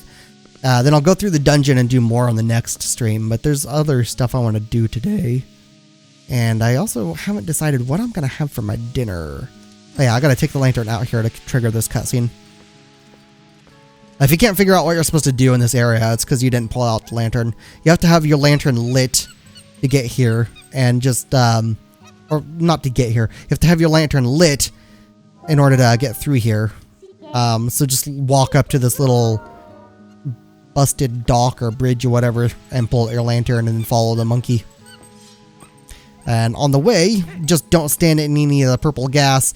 The monkey will eventually stop to swing and will also sometimes stop when there's an enemy and you'll have to kill that enemy to move on. If you step in that poison gas, you have to start this over again. There's a chest up there. I don't think I can get to that right now because there's still purple right there. If you want to get that chest, I don't remember what it is. I think it's just money. You have to return here later with your own lantern and after you get it back from this monkey because it drops it at the end. You have to return through this place. Because up there is also a wolf you can get. I return to the place and use your lantern to make your way through the place on your own. Because you can do the same thing on your own. It's just a little more annoying. And if you swing the lantern, it'll push the purple fog back at a larger distance, just like when they're rotating it on the stick.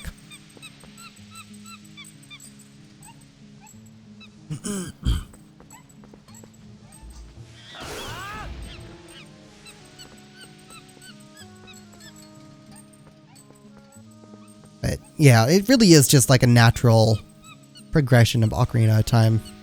You can see it's really very similar in a way.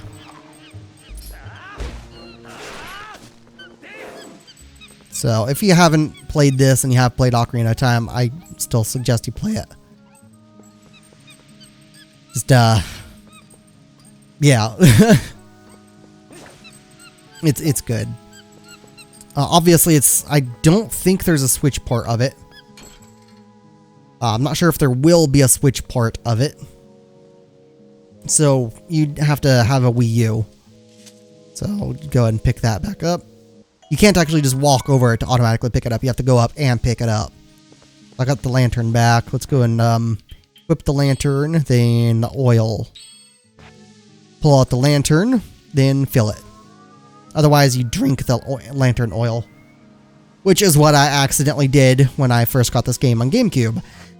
And I kind of got annoyed because I was like, oh fuck, that was an accident. You should be able to find a fairy in the dungeon as well. So that empty bottle will be useful for catching a fairy. I don't remember. I think there's a fairy right before the entrance. Whoops. Right before the entrance door to the boss. And when they're down like that, eventually I'll get an attack that lets me insta-kill them. Yeah, now they only take 2 hits to kill. So it's 1 point stronger than the wooden sword.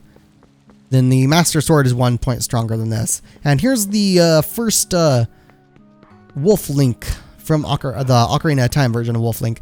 They need to make a sequel to Majora's Mask. Explain like how he got his eye the way it is. Explain how he got the armor, all that. I really hope they do. It would be awesome. Screw Breath of the Wild stuff. I want a fucking Majora's Mask sequel.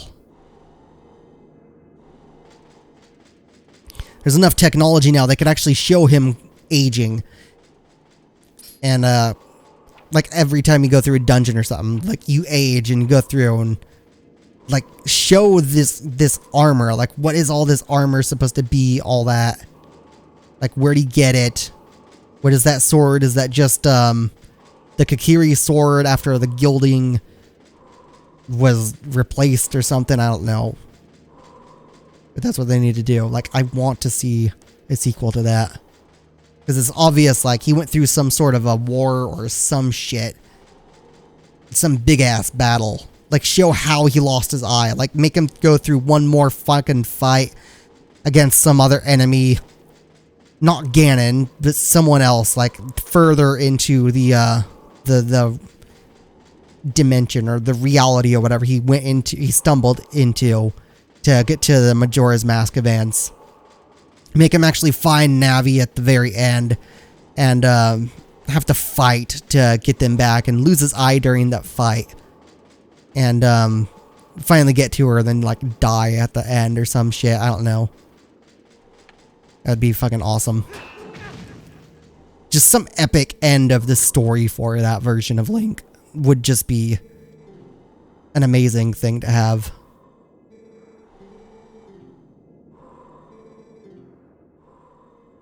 Given like the same sort of atmosphere as Majora's Mask and all that as well. The same dark atmosphere.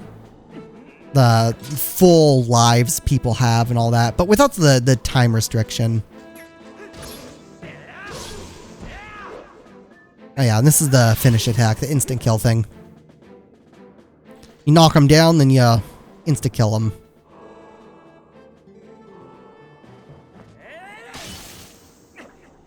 So, yeah.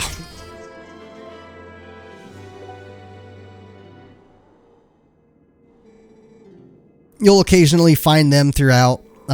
You'll find Howling Stones, actually. As Wolf Link, you have to then howl a certain song from Ocarina of Time at those Howling Stones. Then, the wolf version, or the wolf will then be at a specific location you have to find as human Link.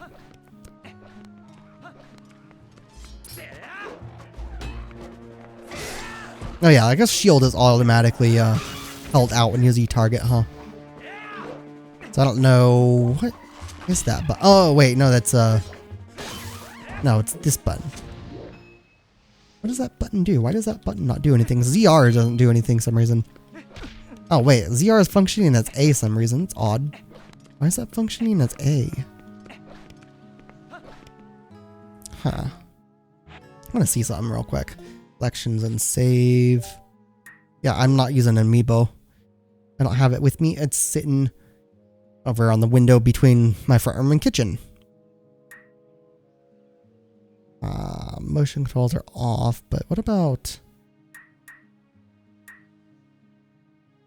Yeah. I could have swore... I don't know why that button doesn't do anything other than just function as A. Let me see.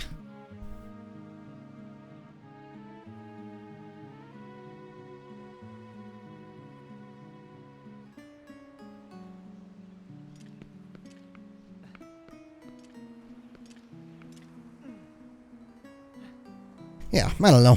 Then select. So the minus button also doesn't do anything. Neither of them do, and I was just pressing some buttons on the gamepad real quick just to see. So maybe I really am just thinking of Wind Waker. Why is that zoomed out? Hold on, what's going on with my... Why is Put Away not getting picked up? Let me see. It's getting caught on there. My TV is zoomed in. What's going on here? I didn't realize that. Why is my TV zoomed in? Picture mode. Fit to screen. Why is that on auto? Turn off fit to screen. Oh. Turn on fit to screen.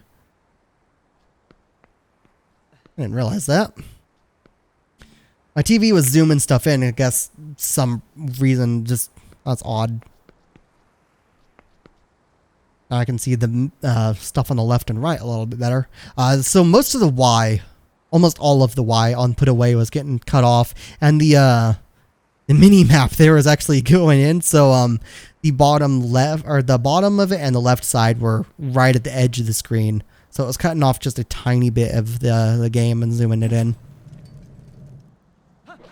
I guess it's not exact 1080 or something. I don't know. That's weird. Oh, whoops! Kill this thing. Didn't really make too much of a difference. I don't know why it did that. Whatever. This is the first dungeon. Yeah, I'm gonna go ahead and save and quit here. It's been almost 2 hours too. On check and see if my TV screws with stuff on the Wii U menu as well. I think maybe that's why. Is that? Let me see. Look at the. Actually, let me look down or up. Actually, let me see a darker area so I can actually see that dark spot at the edge of my screen a little bit better. Even though that just brought up a bright shit. Oh wait, wrong thing. And expert settings, right? No, not expert settings. Let's go back. Oh, that's wrong button. Wrong thing. Picture mode, picture size, fit to screen. Auto.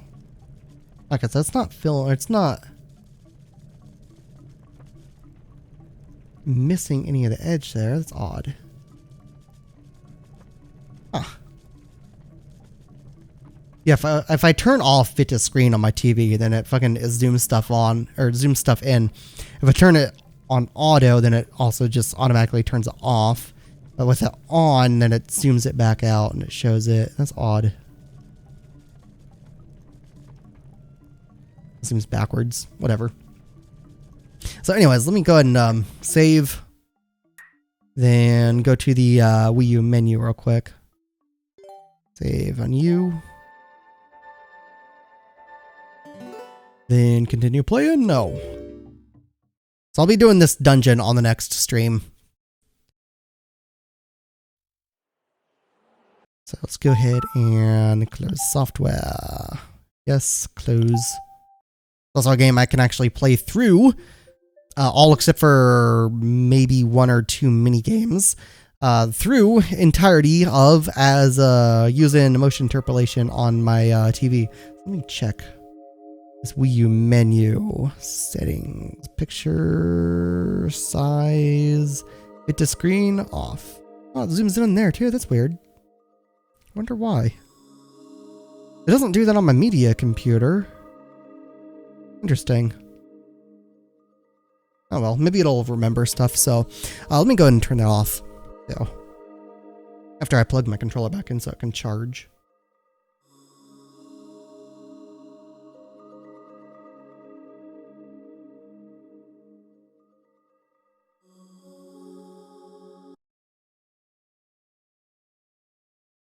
But yeah, anyways, that is the end of the stream.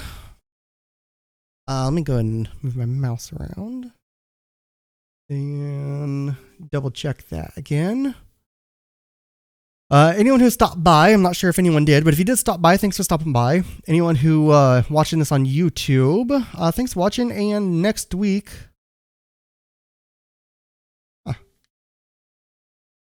Oh, okay, that's weird. Yeah, so if I turn it off on my media computer, then it does zoom in. If I set it to auto, then it's just turned off, or turned on, I mean. So it's on right now, so it's not going to remember inputs, because I'm using stereo to output one output source to my TV. So I guess I'll just leave it on all the time instead. That's interesting.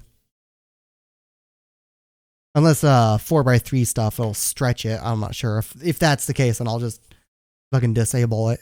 Turn it off, whatever, during on those 4x3. Anyways, yes, thanks for stopping by. If you stopped by, people watching on YouTube, fucked up my outro, but thanks for watching, and I will be continuing this next week unless there's something that prevents me from doing so. And until then, yeah, thanks for watching. I do suggest playing the game. If you haven't played Twilight Princess, I really do suggest you try it, because it is actually a really damn good game. It is incredibly underrated, and I am actually really glad I get to finally stream it, because it is one I've been wanting to stream for quite a while. And yeah, I will be going through the entire thing on stream. I'm not gonna just stop at some point. There's nothing in the game that really pisses me off. There's just the little annoyance of the water dungeon and the sky dungeon. Those ones kind of suck. I don't like them. But everything else about the game is pretty fucking amazing. I also don't like the stupid monkey slapping their ass and stuff. That's fucking annoying. But there's very minimal. Those are just annoyances. They're not things that piss me off or anything. It's no big deal. And that's just a me specifically thing, not liking them. Even though pretty sure the water dungeon is just universally hated because of the puzzle of it, but whatever. Either way, good game, and I not as likely to skip a stream unless I'm just absolutely fucking exhausted or something, or just busy with something. But yeah, just it'll be awesome.